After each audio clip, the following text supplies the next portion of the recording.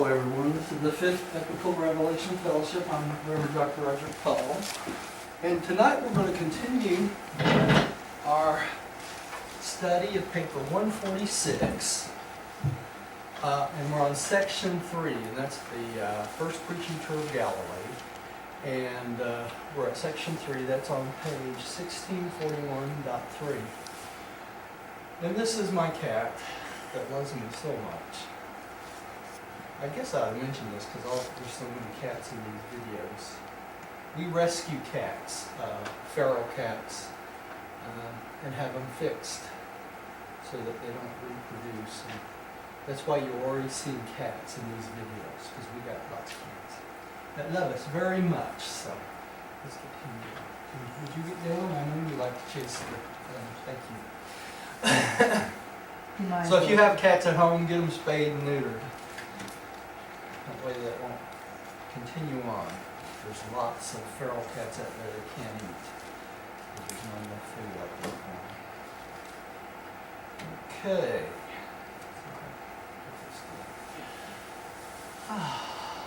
Rodney, would you like to say a little prayer to get us started this morning? Sure, Roger. Heavenly Father, we are so thankful for the opportunity that we have for the time to meet to study this great revelation, the life and teachings of Jesus. We thank you for the time that Roger and Diane have set aside in their life to present this and the study of it.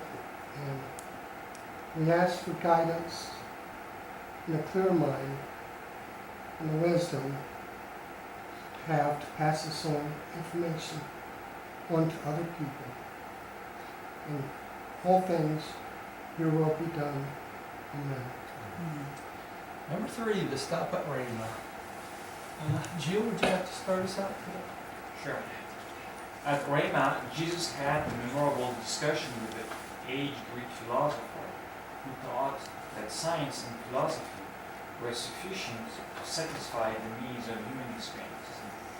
Jesus listened with patience and sympathy to his Greek teacher, allowing the truth of many things he said, but pointing out that when he was through, he had failed in his discussion of human existence to explain whence, why, and whither, and added, where you leave off, we begin. Religion is a revelation to man's soul, dealing with spiritual realities which the mind alone could never discover or fully fathom. Intellectual strivings may reveal the facts of life, but the gospel of the kingdom unfolds the truth of being. You have discussed the material shadows of truth. Will you now listen while I tell you about the eternal and spiritual realities which cast these transient time shadows of the material facts of moral existence? For more than an hour, Jesus taught his Greek the saving truth of the gospel of the kingdom. The old philosopher was susceptible to the master's mode of approach, and being sincerely honest of heart, quickly believed this gospel of salvation. And interesting, he says here, the kingdom unfolds the truth of being. And that's pretty amazing. And they actually change truth so that you know that he stressed truths of being. So, interesting. And another thing interesting is that that philosopher was receiving the teachings of the masters, and they said, in being sincerely honest of heart. That's right. And the reason they emphasize that is because we find in a lot of people that we are not completely often honest. That's right. Well, it's like an open door to our heart when we are sincerely honest. Just the truth comes in. That's right. Okay, Dustin, would you take the next one, please? You got the Page 16. Oh. What did I do here? Yes. Well, this is a little different.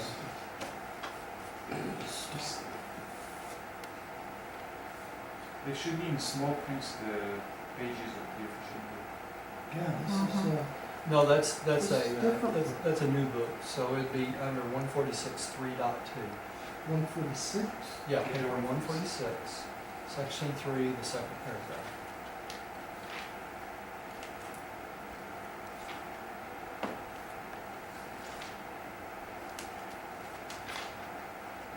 Okay. 146.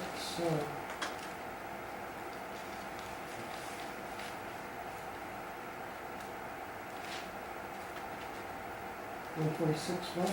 3.2, section 3, the second paragraph. 146. Okay.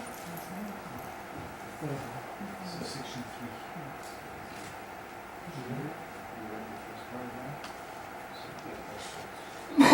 The apostles were a bit disconcerted by the open manner of Jesus' assent to many of the Greeks' propositions. But Jesus afterward privately said to them, "My children, marvel not that I was tolerant of the Greeks' philosophy.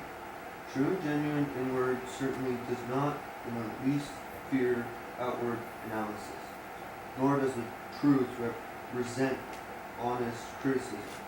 We should never forget that intolerance is the mass covering up the entertainment of secret doubts as to the trueness of one's belief. No man is at any time disturbed by his neighbor's attitude, when he has perfect confidence in the truth of that which he wholeheartedly believes. Courage is the confidence of thorough-going honesty about those things which one professes to believe. Sincere men are afraid of the criticism. Wonderful. Sincere men are unafraid of the critical examination of their true convictions and noble ideals." Okay, That and is a great thing. it is a great paragraph, it really is. And this is what we have to believe when we start sharing our beliefs, and of course, they're different than your average beliefs, so you're gonna get some criticism, sooner or later if you do it a lot. So, you just have to be confident in what you believe so that you don't show any doubt whatsoever in what you're trying to do. Well, I don't think you would. No. But shoe on the other foot, though, it's other people's beliefs. When they get all jumping, what does it say here? They start getting, Tolerance is the mask of covering up yeah, the that. enemy and secret doubts as to the trueness of one's belief. What's that? I have two sides. Computer issues or something. Yeah, man. Yeah. Got an upset key back there. Dear, would you take the next Well, one? listen here. Oh, sorry. Come back. Oh, Rodney. sorry, Rodney. It's all right. On the second evening at Rome, Thomas asked Jesus this question: "Master, how can a new believer in your teaching really be certain about the truth of this gospel of the kingdom?" Okay, why don't you take the next one too, Rodney? Yeah. And Jesus said to Thomas, "Your assurance that you have entered into the kingdom family of the Father, and that you will eternally survive with the children of the kingdom, is wholly a matter of personal experience. Faith in the word of truth. Faith in the word of truth. Spiritual assurance is the equivalent of your personal religious experience in the eternal realities of divine truth, and is otherwise equal to your intelligent understanding of truth realities, plus your spiritual faith, and minus your honest doubts." Like an equation, right? It is, almost anything can be related in the terms of mathematics, isn't it? Okay. What about those who are feel certain by dogmas, like those typically who say, "Oh, well, I believe that Jesus died for my sins. I'm saved. That's it." So, how about those guys? They seem to be pretty strong for the most part about what they believe. Yeah, but they believe in an error, right? So the truth that they believe is in reality what? Not truth, is it? Well, it's- Right, but it's not equivalent to their personal experience. No, Uh, no. And it's, another thing probably ought to be mentioned here. so it's not a spiritual. Therefore, it's not a spiritual assurance. It's maybe a mind-blowing It's assurance. a mind but over not a issue, spiritual one. that's right. But the other thing is this, experience, as you get older, your faith becomes stronger and stronger and stronger. And why is that? It's built on truth. It's built on truth and it's built on experience, right? Mhm. Your faith can get stronger in an error, though, the same way, because you've indoctrinated yourself to that error for so long, it becomes what you consider truth. You see what I'm saying? yeah, well, they just don't know. They don't know. That's right. You know, And they go after Paul's what's teachings that were in the Bible, and the That's Bible is God's word. and it's So interesting. why would Paul lie? He didn't mean to lie, but that was his understanding. It's just like it's just like I've said many times especially on Wednesday night. When I teach on Wednesday, this is my interpretation of what's in this book. Your interpretation can be totally different, right? So we each have to take the truth as we know it and try to relay it and teach it as we understand it. And then it'll be modified, by the person that learns it, right? And that's going to happen in the mansion worlds too. Because how will they know that you've learned something in the mansion worlds? By the way you teach others. Okay, so the policy in the mansion worlds, as soon as you learn anything of significance, they find out how well you know it by teaching others the same things. Okay. So as we teach, we learn, but we also justify what we have learned. And even in the Bible, there's no books in the New Testament of the Bible where Jesus made the statement that his blood was going to forgive sin. No, That there's the not. shedding of his blood, That is very true. that his sacrifice, if you call it a sacrifice, that his death was going to be a sacrifice Yeah, to cover sin. yeah. He never said that. No, but there was a couple places where it's insinuated that he did. Okay? That's the difference. In other words, and most of them came from Paul's teaching. Okay, that he died for everyone's sin. In reality, he did not. Right? We know that. No sacrifice is required.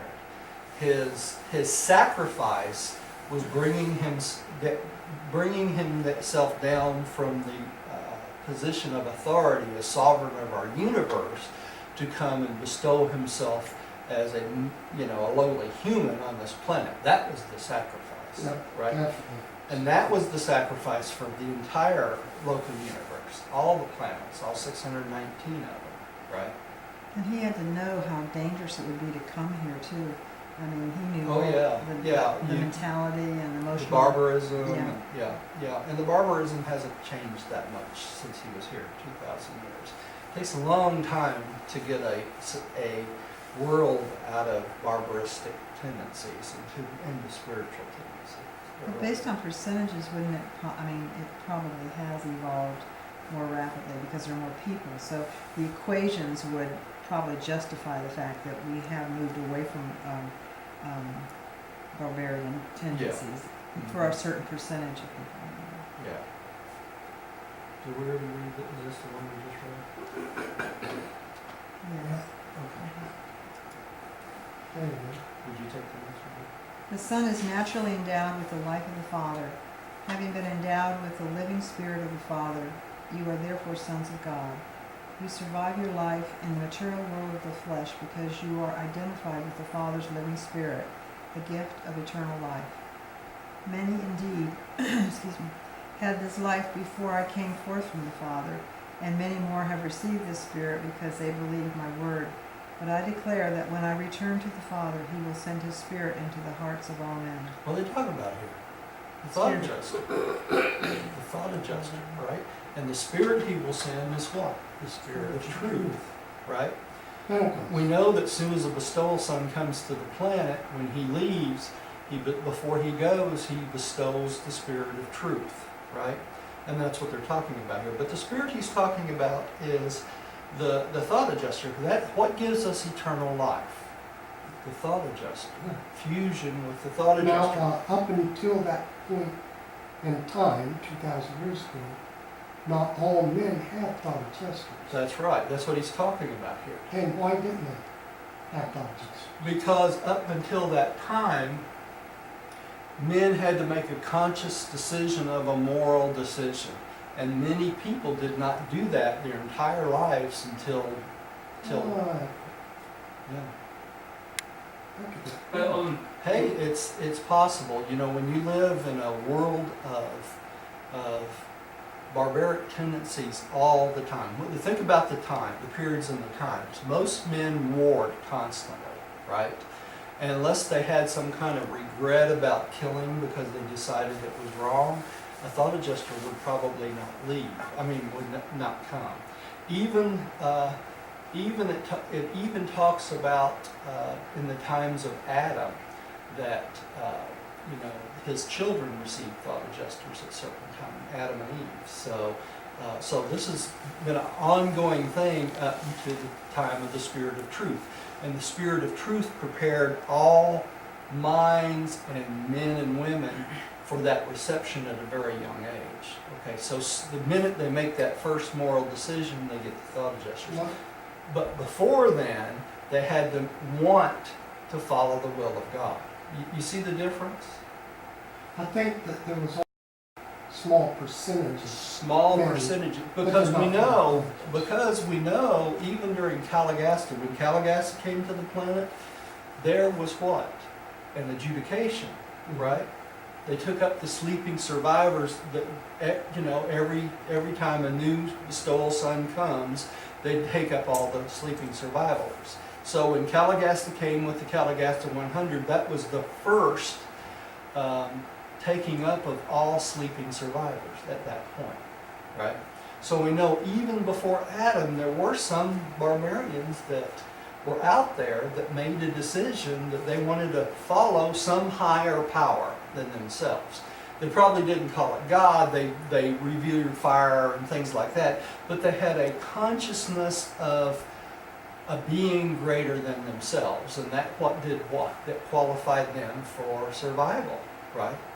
The universe gives you every opportunity, even if it's a belief in something very small that's greater than yourself. They will assume that you have a survivability tendency, so they'll give you every opportunity. Now, don't you think those beings before Calagasta, that went to the mansion worlds, don't you think they were probably in there on an experimental basis? Not experimental, but they were giving them a chance to prove themselves, basically. Probationary, and many of us go to the mansion worlds on a probationary. most of us. Most of us do. And you Yeah. are on probation until you fuse. To you fuse, that's right. That's right. We're considered probationary sons of God or face sons of God until then, right? So we know what gives us eternal life. It's the fusion of the adjuster, right? So at those times, those people were not as evolved intellectually and socially and all that, Uh-huh. and spiritually.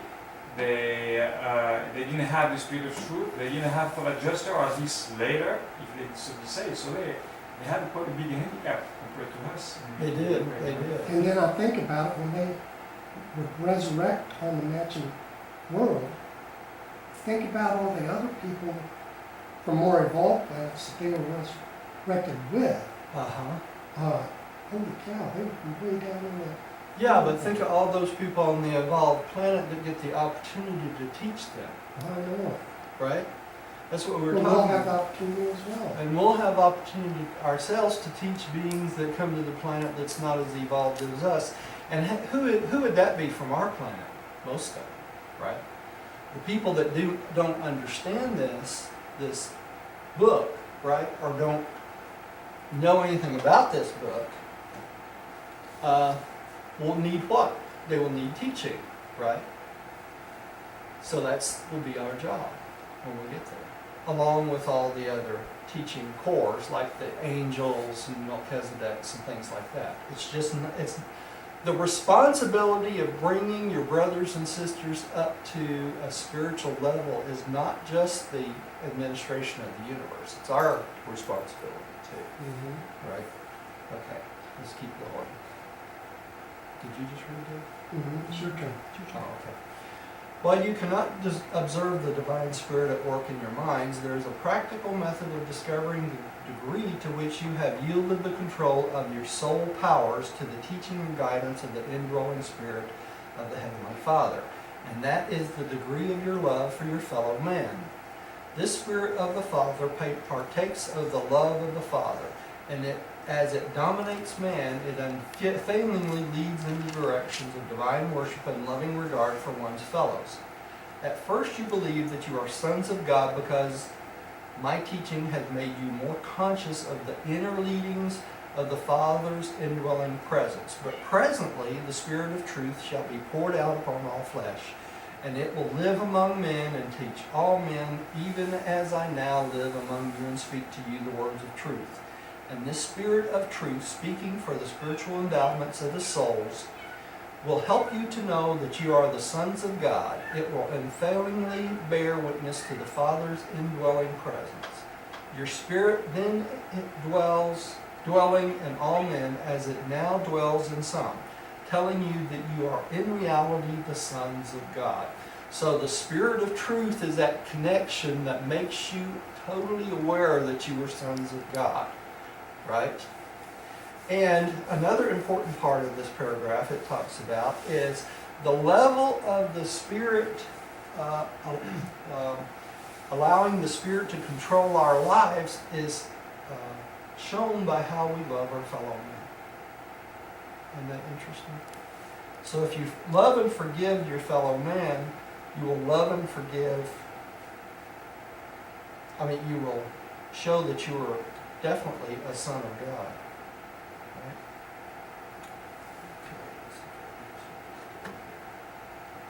Why don't I just put you in the corner here so you can get this and then I won't have to.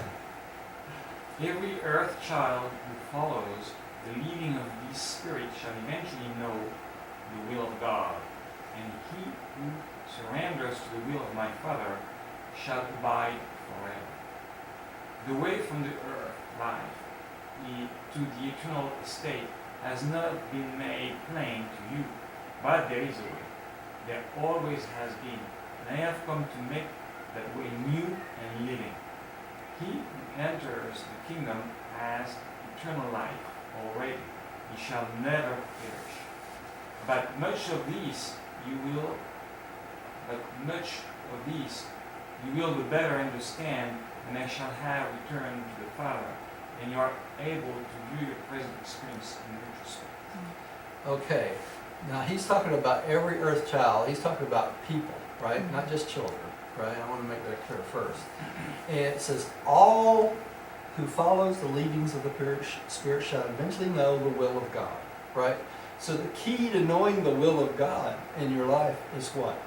Following the leadings of the Spirit, which Jesus poured out upon all flesh, right? He also says here that once I have returned to the Father, you will better be able to understand your experiences. Now, Through retrospect. through retrospect, right? The sentence before that, he talks about making the way plain. Do you think this is part of that, making the way plain? This explains our pathway, right, all the way to the Father. So if we study this book, we know the way to get to the Father. And that's part of this experience of knowing for sure the way to the Father, right? Like Jesus said, it's always been there. It's Even always before been earth there. was created. Even, yeah, It was that's there. right. There's always been a plan. This explains the plan to us, right? We are so fortunate because we live in an age where this is here. The last 1900 years before the Urantia Book got here, you had to take Jesus' word that there was a way to get there, right? And he explained bits and pieces of how that was. The most important and the only important thing is what? Faith in God, right? That's the only key to get started. But this goes one step further. It's the fifth epochal revelation of God. This explains step by step how we get there, right? That's why it's so important. Yeah, but it still can be made plain in the book because it's living. That's right. And we're talking about spiritual values. We're talking about, the third adjuster comes from God the Father, who is absolute. So it's not something you can put in words. No, And it's that's an why experience. It's It's a an relationship with the adjuster, right? It really is the will of God. All right, let's keep going. Who's up next? And all who heard these blessed words were greatly cheered. The Jewish teachings had been confused and uncertain regarding the survival of the righteous, and it was refreshing and inspiring for Jesus' followers to hear these very definite and positive words of assurance about the eternal survival of all believers. Why do you think Jesus didn't just come out and tell everybody the whole pathway to the Father? Because they wouldn't understand. Bingo.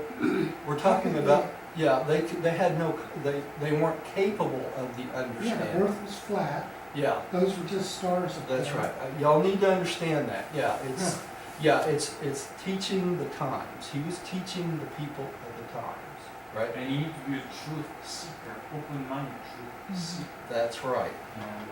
And most people have prejudice.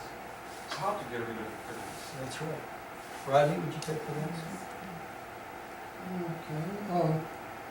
The apostles continued to preach and baptize believers, while they kept up the practice of visiting from house to house, comforting the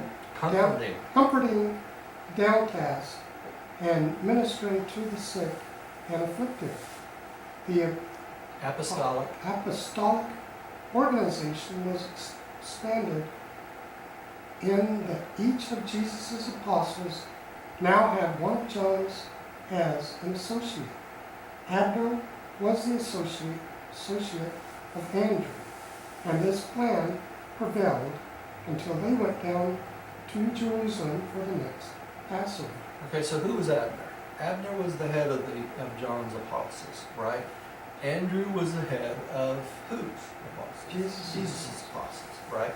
So they went out in pairs of John and Jesus' apostles, and when they did, John's apostles would do the baptizing and Jesus' apostles would do the teaching, right? Or preaching. When they say they minister to the sick, what does it really mean? That means they comforted them. Like just And talking to Pray them? for, yeah, that's exactly right. It's kind of like a ministering spirit. What does the ministering spirits do for us? They care for us. They care for us. They They help. add insight to our. They have insight. That's Mhm. right. That's right. So it's the same principle. They go out and they talk to those who's sick, try to comfort them, do anything they can for them. If they need food, bring them food, et cetera, et cetera, et cetera. Right? Now, who was the only one that actually did the healing? Jesus. Jesus. And why was he able to do that? He's creator son. He was a creator son. That's right. What the creator son wills is, right? So he didn't transfer some of his Creative abilities? prerogative to the apostle. No. But what did he do? He told them that through faith, if it's the will of God, when they pray over somebody that's sick, if they ask for the will of God, and it's the will of God for those beings to be healed, what would happen? They would. They would be healed. If it's the will of God, they will be healed. So that's what part of the ministering is about. You go pray for them, ask if it's the will of God, and say, Father, be your will, please heal this individual. And it happened, I'm sure. You know, it's really, but saying that, you know, if it's the will of God, it makes God look bad if he doesn't will them, someone to be, you know, healthy and happy and wholesome and everything. So that is a stumbling block. It is, but we have to remember God's purposes are not our purposes. Right. That person could be ill because God is ready to take them to the first mentioned one, To the Right. real life. to the real life. Mhm. So that person may be better off going on to the mentioned world and starting their real life than staying around here in misery. No, I understand that, but And to so- explain that to someone, It's hard to it's hard to explain. It's hard to explain. It's even harder to digest and accept, It is. especially if it's a Especially- relative. Yeah, I was gonna say, or- especially if it's a loved one or a child or a baby. Yeah, children are even are the worst examples. You know, when you see like the things on TV, Cancer patient or the something. Danny Thomas Foundation and these children with cancer and stuff, it rips your heart out. It really did. Because any one of us, if we had the ability, we would make them whole, Mhm. right?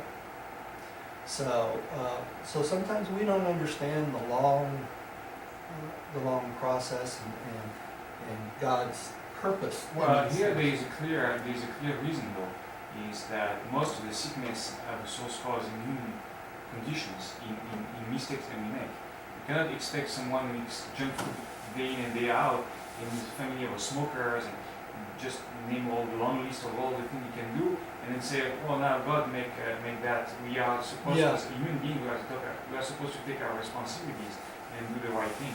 Yeah, and God does not He doesn't change His own laws, right, of the universe. So if you are a smoker, and I'm going to make some enemies today. If you are a smoker and you sit around and smoke in front of your young children day after day after day, there's a possibility you're giving your children cancer, right?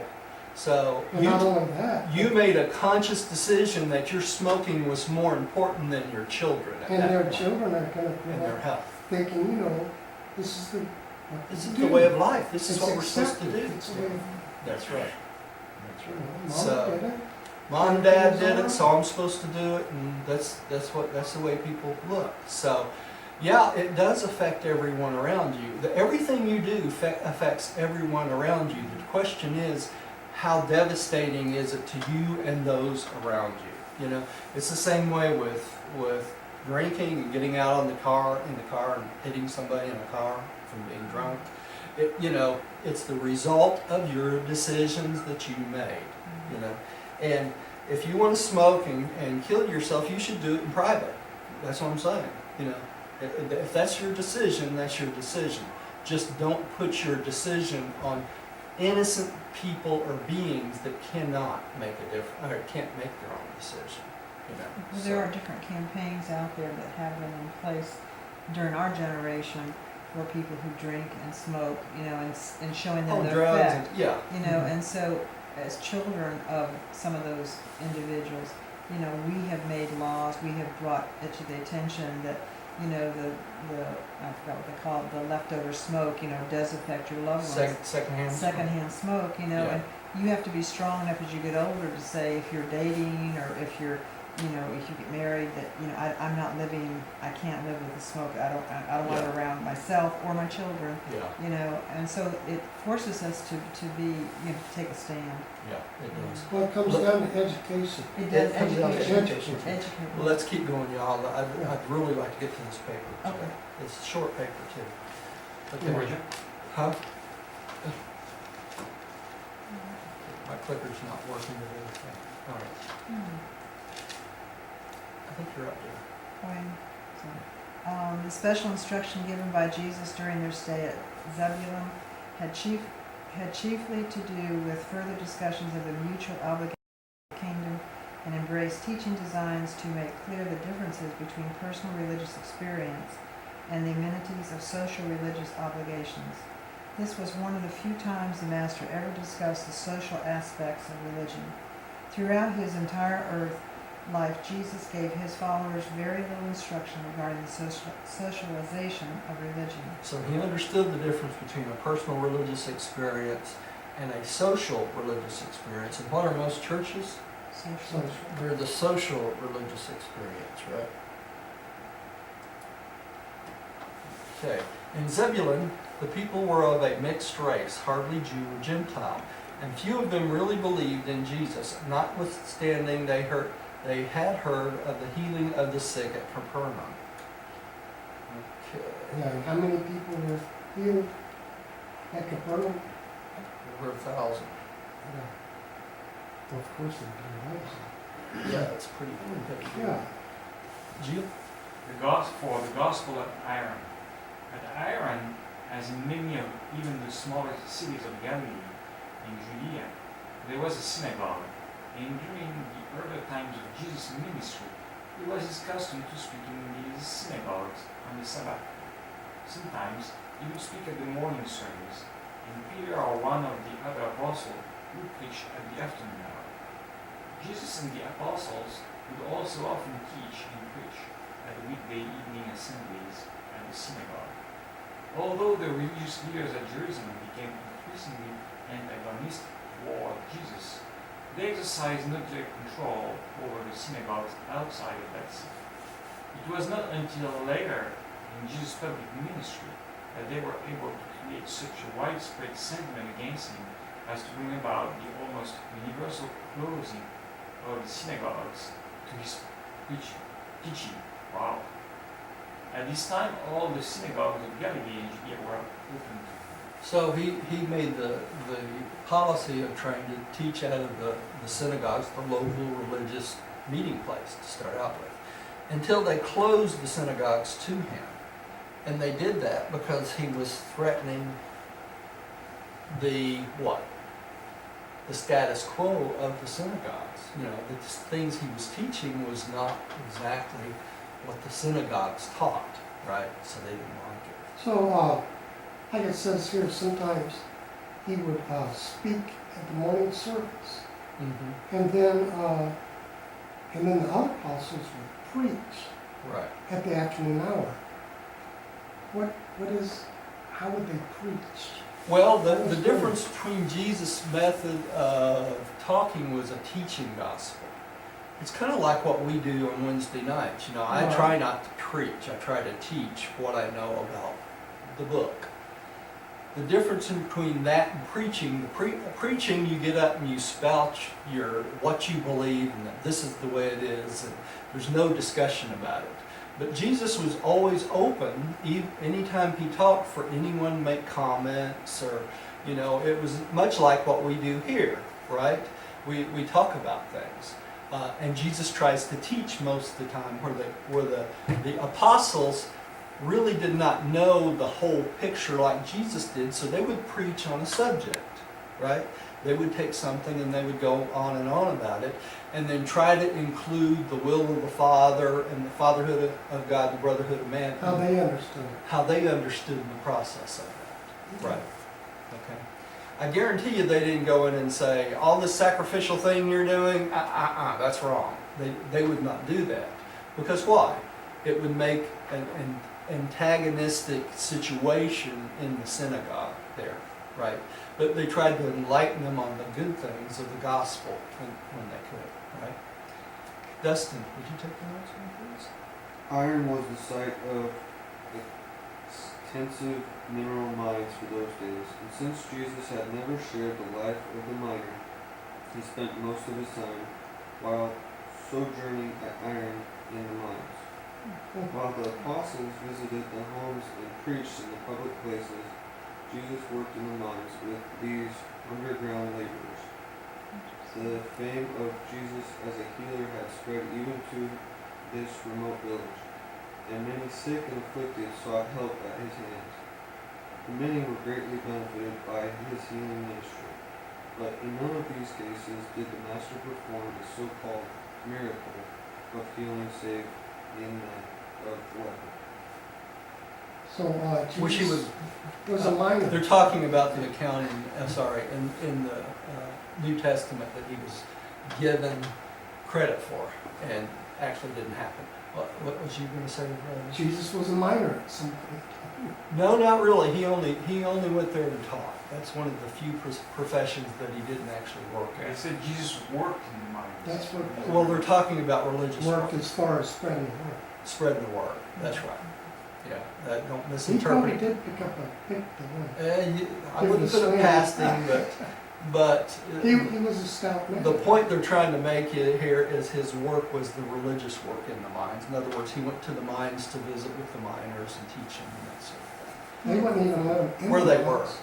Yeah. if he was a frail man. No. So he was robust. That's right. That's right. You know? Okay.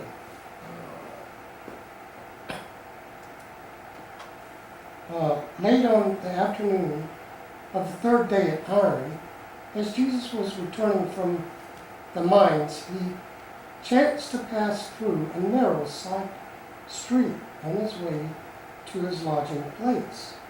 As he drew near the squalid hovel of a certain leprous man, the afflicted one, having heard of his fame as a healer, made bold to accost him as he passed his door, saying, as he knelt before him, Lord, if only you would, you could make me clean. I have heard the message of your teachings, and I would enter the kingdom if I could be made clean. And the leper spoke in this way because among the Jews, lepers were forbidden even to attend the synagogue or otherwise engage in public worship. This man really believed that he could not be received into the coming kingdom unless he could find a cure for his leprosy. And when Jesus saw him in his affliction and heard his words of clinging faith, this human heart was touched, and the divine mind was moved with compassion.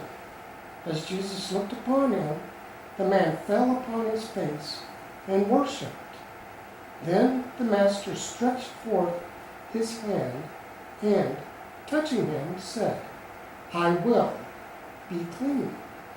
And immediately he was healed. The leprosy no longer afflicted him. This is what really happened, right? Because the man was a leper, he could just not go to Jesus in a group of people and stuff. They would have In stoned him. public. Yeah, to death. So he basically caught him in a side street privately, and he was healed. Right. So, Coincidentally, Jesus happened to be walking by. yeah. It's a good thing, huh? Yep. Okay. When, Oh, sorry, John. when Jesus had lifted the man upon his feet, he charged him, see that you tell no man about your healing, but rather go quietly about your business, showing yourself to the priest and offering those sacrifices commanded by Moses, in testimony of your cleansing. But this man did not do as Jesus had instructed him. Instead, he began to publish abroad throughout the town that Jesus had cured his leprosy. And since he was known to all the village, the people could plainly see that he had been cleansed of his disease.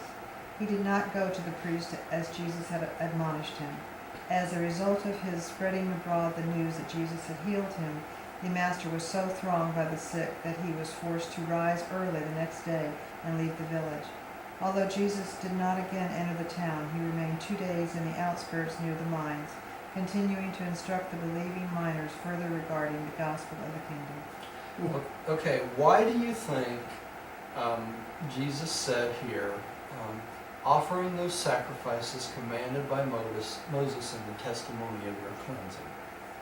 Because that was the custom. That was the Back custom then. of that He day. didn't want to break it. He didn't want to break the It's not custom. that he had to as Right, part of that's right. being in the kingdom. It's just that he goes along He was trying with the to customs. get the man to show the priest, right? And in showing the priest, that would have been required, okay, of him.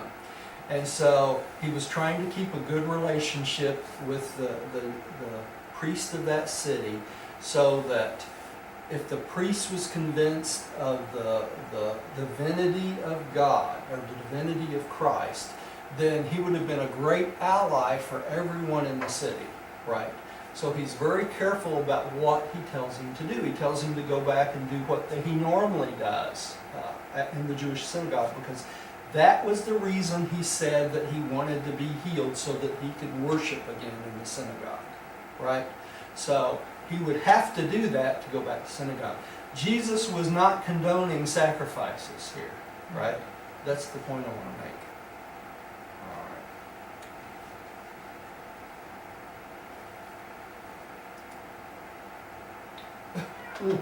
I am really having a hard time with this today. Alright. Oh, is it me? The cleansing of the leper was the first so-called miracle which Jesus had intentionally and deliberately performed up to this time. And this was a case of real leprosy. So he did this on purpose, right? What is in the first one? What Because the healing of the 1,000 before was Jesus' sympathy overflowing and basically asking the Father if it's his will to do this, right? This was a conscious decision on Jesus' part to heal this man for a specific purpose. That's the difference, right? And the purpose was? To demonstrate to the priest the power of believing in. So it didn't really turn out that way. Didn't turn out that way, and the man did not follow his instructions, so it really hurt his ministry in this town. How did it hurt his ministry in this town? Because he published everywhere, right? So Jesus was thronged with people wanting to be healed instead of spiritually uplifted, right? This is the whole problem with Jesus' healing ministry through his whole preaching tour, right? Because he wanted to bring people to the Father and the Brotherhood of man, not to heal people, right? That was not his purpose, to heal people. He was not there to be a physician. He was there to be a physician of the soul, right? Because otherwise he would have been in a position of trying to, if there had been someone else, not Jesus, but someone else that came in to help people no longer have leprosy, Yeah. that would have been something totally different, because it was a lack of the proper nutrition and the conditions which they were Yeah. under. And Jesus couldn't change that, or he would have changed Yeah, the experiences for everyone. that's right. And he wasn't commissioned to do that. Right. From Iran, they went to Gishala, spending 2 days proclaiming the gospel, and then departed to Chorazin, where they spent almost a week preaching the good news. But they were unable to win many believers for the kingdom in Chorazin. Yeah. Chorazin. No place where Jesus had thought had he met with such a general rejection of his message. The sojourn at Chorazin was very depressing to most of the apostles, and Andrew and Abner had much difficulty in upholding the courage of their associates. And so, passing quietly through Capernaum, they went on to the village of Nabon, where they fared a little better. There prevailed in the minds of most of the apostles the idea that their failure to meet with success in these towns so recently visited was due to Jesus' insistence that they refrain in their teaching and preaching from referring to him as a healer. How they wished he would cleanse another leper, or in some other manner to manifest his power as to attract the attention of the people. But the Master was unmoved by their earnest urging. And why was that? Because they were a miracle-minded people, right? Everybody was looking for miracles all the time. And Jesus' mission was not a miracle mission, was it? It was a spiritual mission. And that's why he emphasized. That's it. The apostolic party was greatly cheered. Back in Cana, first. Oh, Yeah. 5, back in Cana. There we go. The apostolic party was greatly cheered when Jesus announced, "Tomorrow we go to Cana." Okay, Cana. They knew they would have a sympathetic hearing at Cana, for Jesus was well known there. They were doing well with their work of bringing people into the kingdom. When, on the third day, there arrived in Cana a certain prominent citizen of Capernaum, Uh-huh. Titus, who was a partial believer and whose son was critically ill. He heard that Jesus was at Cana, so he hastened over to see him. The believers at Capernaum thought Jesus could heal any sickness.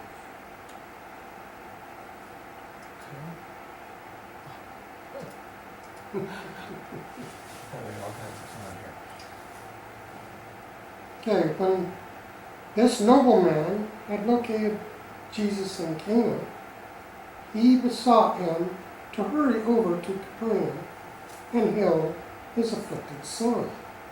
While the apostles stood by in the breathless expectancy, Jesus, looking at the father of the sick boy, said, "How long shall I bear with you? The power of God is in your midst, but you except you see signs and behold wonders, you refuse to believe." But the nobleman pleaded with Jesus, saying, "My Lord, I do believe, but come here, my child perishes. For when I felt him, he was even then at the point of death." And when Jesus had bowed his head a moment in silent meditation, he suddenly spoke, "Return to your home, your son will live." Titus believed the word of Jesus and hastened back to Capernaum.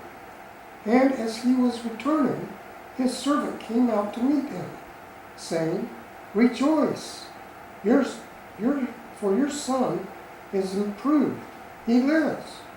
And Titus inquired of them at what hour the boy began to mend. And when the servants answered, "Yesterday, about the 7th hour, the fever left him." The father recalled that it was about that hour when Jesus had said, "Your son will live." And Titus henceforth believed with a whole heart, and all his family also believed. This son became a mighty minister of the kingdom and later yielded up his life with those who suffered at Rome. Though the entire household of Titus, their friends, and even the apostles regarded this episode as a miracle, it was not. At least, this was not a miracle of curing physical disease. It was merely a case of pre-knowledge concerning the course of natural law. Just such knowledge as Jesus frequently resorted to subsequent to his baptism. But the timing of when he said that and Hey, Jason. studying healing was somewhat pure. Yeah, but all right. Remember, Jesus is a creator son, right? There were thousands of angels, midwares, the angels, all sorts of beings that were watching what Jesus was doing, right? And so, when he bowed his head, don't you think that he had knowledge of everything that was going on? He could communicate with anyone at any time during this period of his ministry. So he probably bowed his head and was told immediately what status this boy was in. So, and it comes back to what the Creator Son wills is, right? So if he had decided he was going to heal him, it would have happened anyway, right? And he could have phrased that differently, like saying, by the time you return home, your son will be healed. Yeah. But he said that, so he Yeah. had to Well, he's trying to stress the fact that his is a spiritual mission, not a physician mission, Right. right? And he does that over and over again. So Jesus knew that his son had turned for the better. Yeah. It was communication. The He'd communication been issue, not a, communicated with, hey, look, the son's gonna be okay. So he told the father, yeah. everything's all right. Could have been relax. could have been a midwayer, could have been an angel, could have been anyone that told him this. Yeah, we were just talking about midwayers, how Fast they are. move. And there's a little picture of it. Okay. Again was Jesus compelled to hasten away from Cana because of the undue attention attracted by the second episode of this sort to attend his ministry in this village. The townspeople remembered the water and the wine, and now that he was supposed to have healed the nobleman's son at so great a distance, they came to him, not only bringing the sick and afflicted, but also sending the messengers requesting that he heal sufferers at a distance.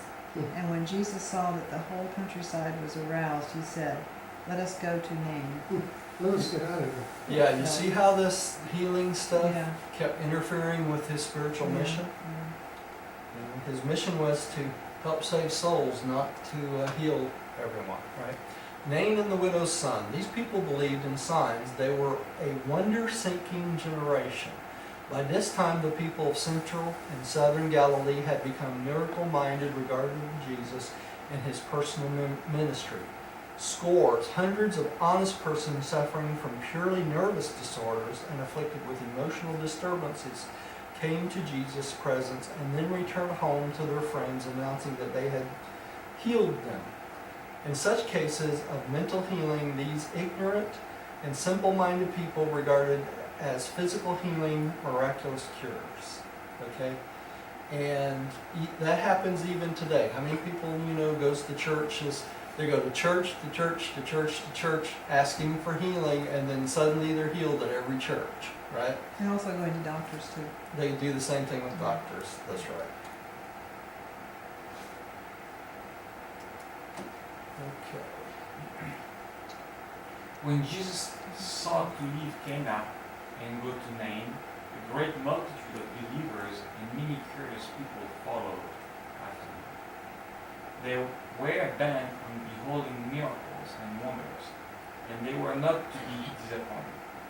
As Jesus and his apostles drew near the gate of the city, they made a funeral procession on its way to the nearby cemetery, carrying the only son of the widowed mother of Nain. This woman was much respected, and half of the village followed the bearers of the bier of the supposedly dead boy. When the funeral procession had come up to Jesus and his followers, the widow and her friend recognized the masters and besought him to bring the son back to life. Their miracle expectancy was aroused to such a high pitch they thought Jesus would cure any human disease, and why could not such a healer even raise the dead? Jesus, while being thus importuned, stepped forward and, raising the covering of the bier, examined the boy. Discovering the young man was not really dead, he perceived the tragedy which his presence could avert. So, turning to the mother, he said, "Weep not. Your son is not dead, he sleeps. He will be restored to you." And then, taking the young man by the hand, he said, "Awake and arise." And the youth, who was supposed to be dead, presently sat up and began to speak. And Jesus sent them back to their homes. So this was going to be a big mistake, right? There are some cultures that put bells attached to their dead they buried so they can ring the bell in case they get buried and they're still alive, right? And that's exactly what was about to happen here. Is they But it were, makes you wonder why the boy woke when Jesus told him. I mean, like, And how could you make a mistake? Dead. You look at someone dead, you can breathe. there are lots of diseases or lots of disease you processes dead. that appear that you have no pulse and you have no breath, but apparently this is one of them. He was apparently ill enough to the point where they really thought he was dead, right? So this was in essence, what? Not a miracle, right? It was a miracle that Jesus was walking by and discovered that the boy was Now, I not. think one of the books in the Bible, the New Testament, attribute this as Jesus raising someone from the dead, right? Yeah, yeah. But even the Even though it apostles- states, no, in the New Testament, it states that he says that he was not really dead too, though. Oh, So, it does? yeah, yeah. Jesus endeavored to calm the multitude and vainly tried to explain that the lad was not really dead, that he had not brought him back from the grave, but it was useless. The multitude which followed him and the whole village of Nain were aroused to the highest pitch of emotional frenzy. Fear seized many, panicked others, while still others fell to praying and wailing over their sins. And it was not until long after nightfall that the clamoring multitude could be dispersed. And, of course, notwithstanding Jesus' statement that the boy was not dead, everyone insisted that a miracle had been wrought, even the dead raised.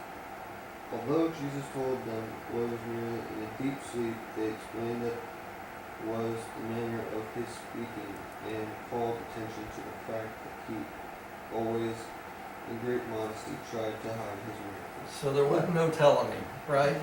This is the same reason that the federal government gives us, that they would not tell us if we had a UFO flare, right? Because of the fear seized by many, panic others, and still others fell to praying and wailing over their sins. So if we had a UFO land in the White House lawn, that's what had happened. Panic would strike because people would think they're invading us, right? You know? Just like that movie, Yeah, Day the Earth Stood Still. yeah.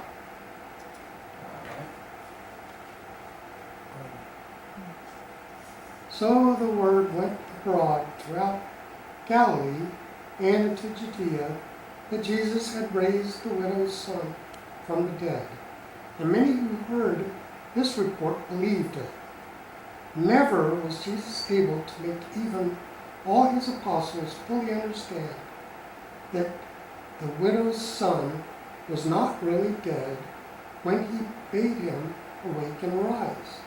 But he did impress them sufficiently to keep it out of all subsequent records except that of Luke, who recorded it as the episode that had been related to him.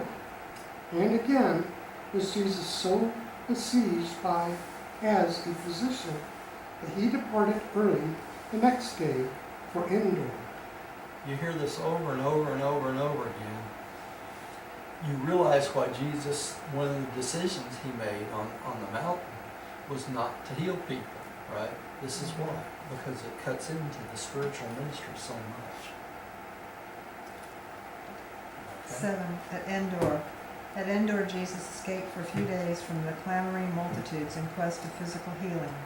During their sojourn at this place, the Master recounted for the instruction of the apostles the story of King Saul and the witch of Endor.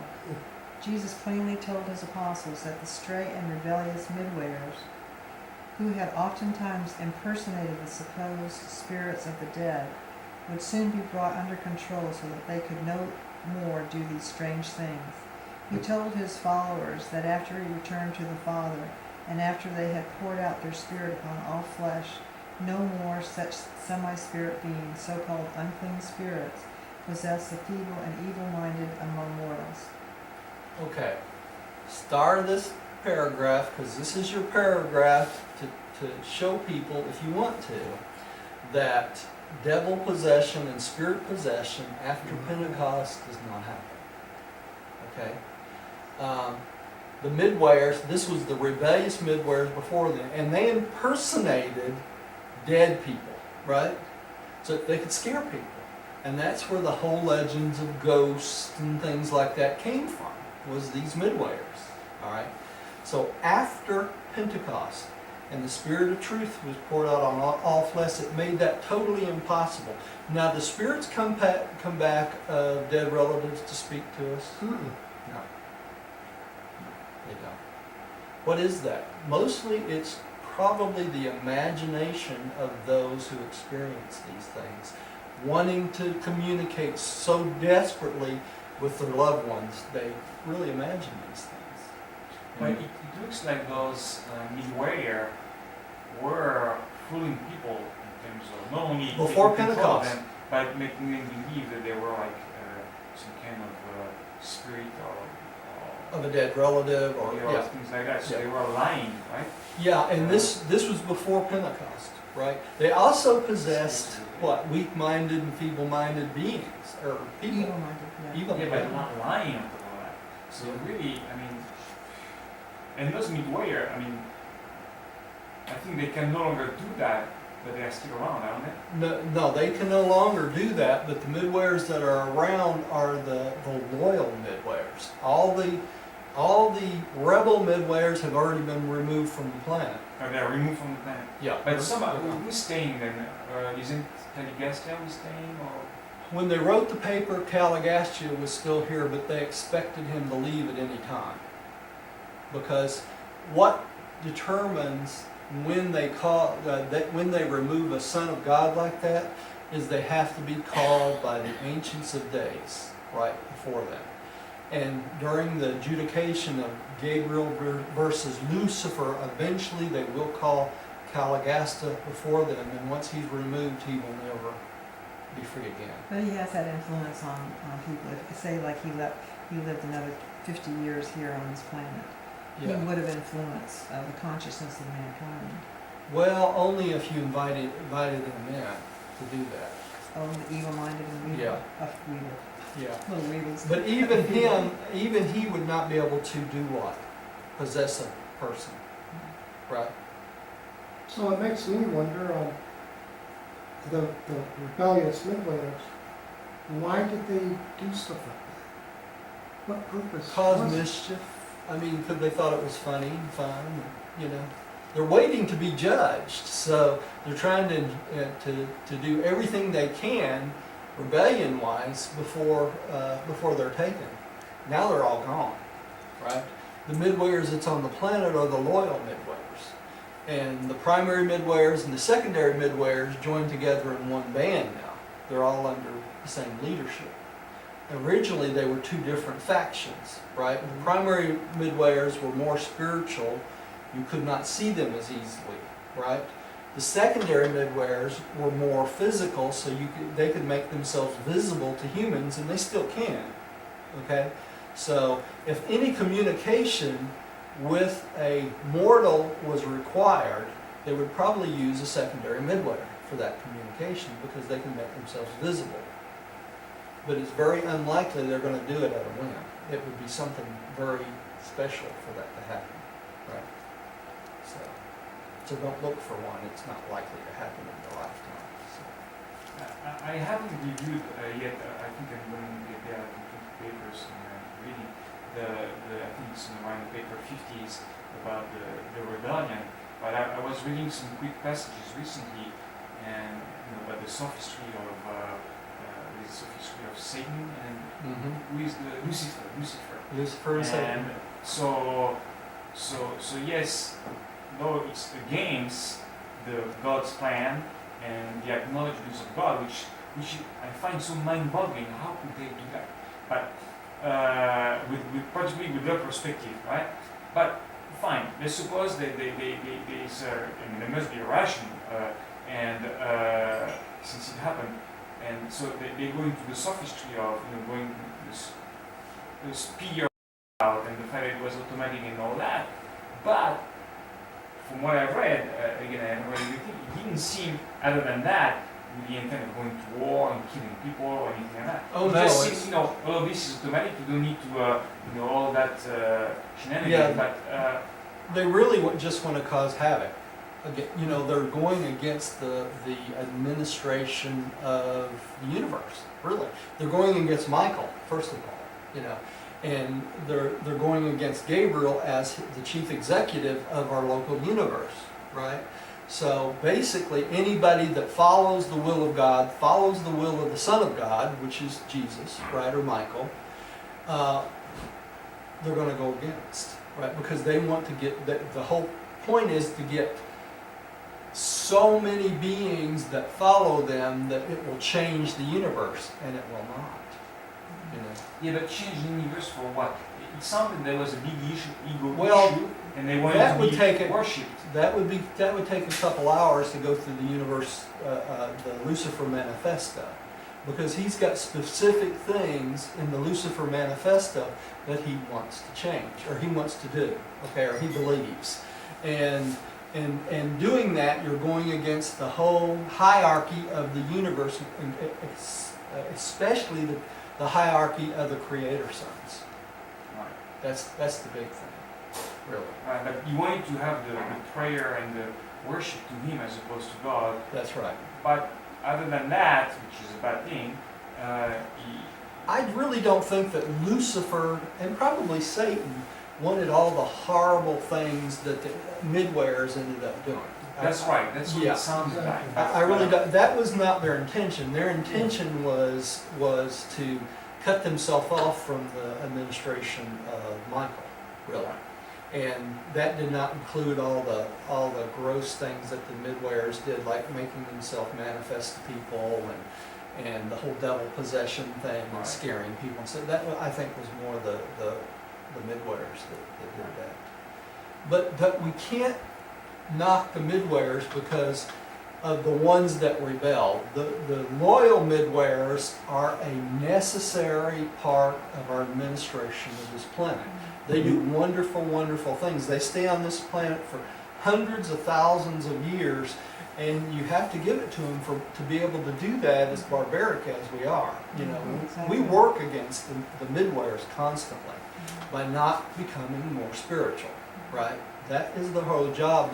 Their job is the spiritual administration of the planet, and so I give it to the loyal ones. I mean, they do a great job. The non-loyal ones, I am just grateful that we don't live in a period of time where they're still free on this planet. You know, we think it's bad now. Could you imagine with the communication system on this planet, the way it's set in right now, if the rebel midwayers could use television, computers, all these other things to do their havoc, you know, it would be beyond our... Devastating. Yeah, it would be devastating. You know, all these horror movies we see that's on there, those would become reality. They really would. So, you know, Well, there are parallels that are happening in the Earth plane that are similar to that. They certainly are offshoots of that Yeah. exist now without the secondary midwayers influence. yeah. I mean, but they're similar. Yeah, but It these has. are all things that happen because human beings choose to follow the path of rebellion, right? We have to understand what we're talking about. They chose evil over good. They chose non-God things over God, right? They're rebelling against the will of God. So- Which is what is so powerful with the fatherhood of God and the brotherhood of man. That is That's the right. key. When you're not doing that and that will, then you are working against God's Well, if you think about this, will. in this paper we read it today, the indication that you are following the will of God is how you treat your fellow man, right? If all men treated each other as the brotherhood of man, we wouldn't have no evil on this planet, right? So that one thing, the fatherhood of God and the brotherhood of man, fixes everything on the It planet. does. Everything. You know, and once you realize that, you understand the sacrifice of Jesus. Because the sacrifice of Jesus has come to teach us this, to replace all this other stuff with one concept, the fatherhood of God and the brotherhood of man. Right? That's what it is. So powerful. It's very powerful. Okay, who's up? I think I just read. I? I read. You just read? Okay. 7, at Endor. At Endor, Jesus escaped. I read that. Oh, did you? You read this one? I read that. Oh, that's right. I'm sorry. That's okay. I'm trying to keep up.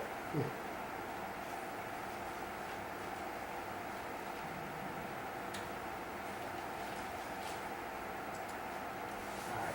Jesus further explained to his apostles that the spirits of departed human beings do not come back to the world of their origin to communicate with their living fellows. There it is, right there in black and white, right? Only after the passing of a dispensational age would it be possible for the advancing spirit of mortal man to return to earth, and then only in exceptional cases as a part of a spiritual administration of the planet. What's a dispensational age? At least 1,000 years. Millennium. A millennium, right? So, are you going to have, and it says right here, are you going to have any relatives come back to talk to you? No. No. Because you're not going to be around, 1,000 years to talk to them, right? And then if they were able to come back, they would not be able to communicate with you, would they? Well, if you happen to live on this planet, if you were born and lived 20 years, when the end of 1,000 years happened to come, when you were 20 years old, that's the end of a dispensation. That's a dispensation. No, you're missing the point here. Let me go back here. No, that's an interesting thing you just said. No, you're missing the point.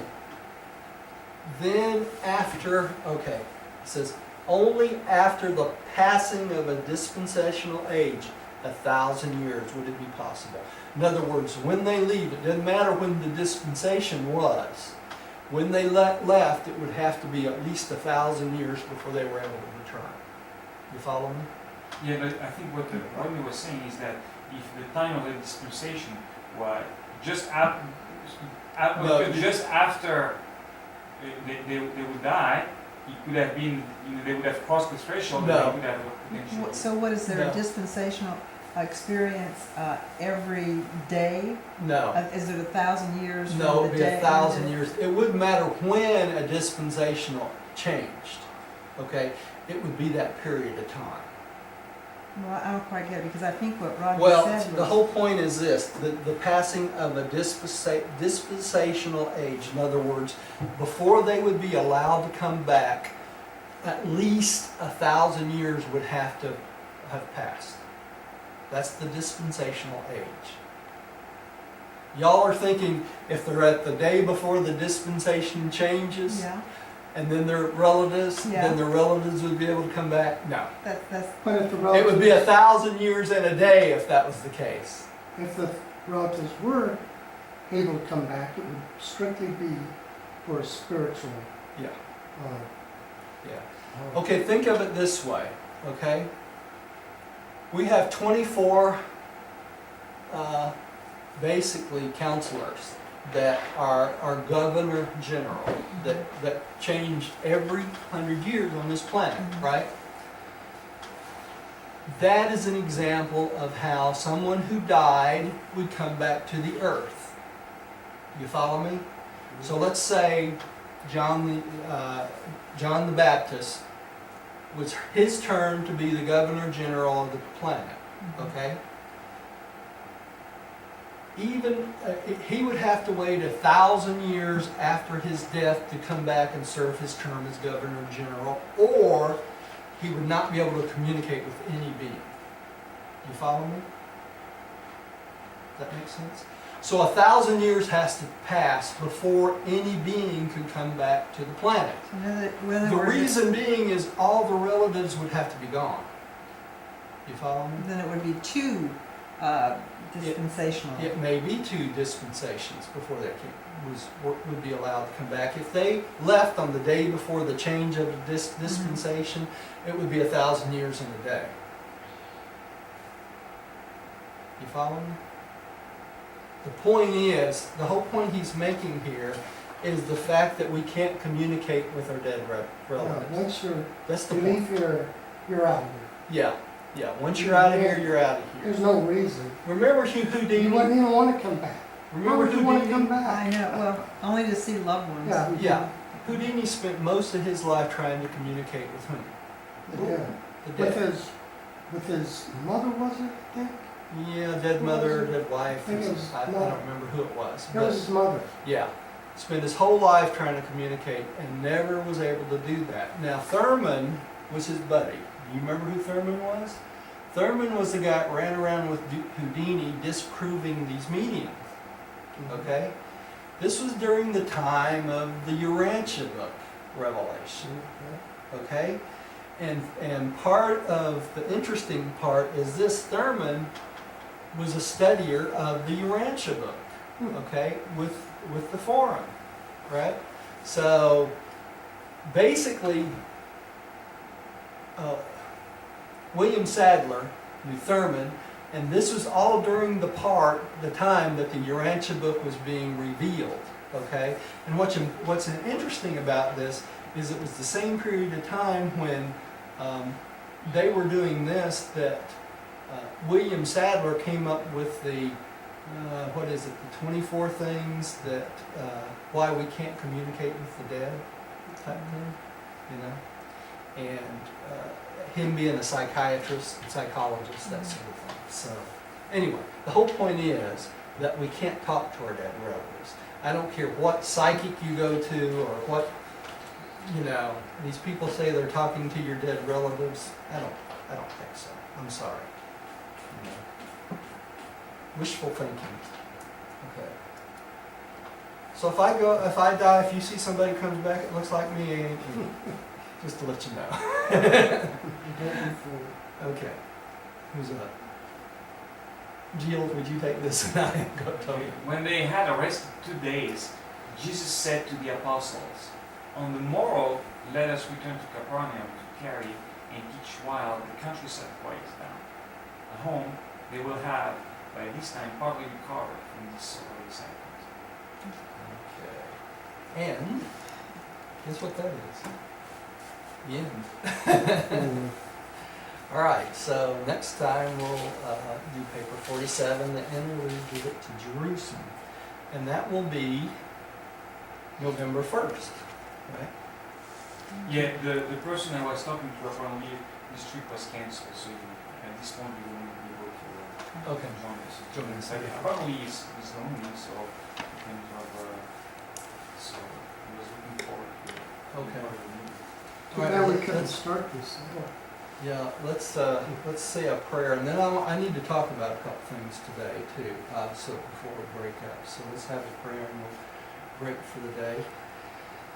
Father, thank you for bringing us together and allowing us to study this wonderful revelation. And we pray that you open our hearts and minds, that we absorb some of this, and that we share it with others, and we stay within your will and try to do your will in our lives. We thank you for this opportunity to serve and visit with each other, and we thank you for the love of your Son, Jesus of Nazareth, Michael of nobleman, that he brought this information to us and revealed this information. We thank you and we give you the praise in Jesus' name. Amen. Thank you for joining us at home. Please come see us again. We have scattering keys here.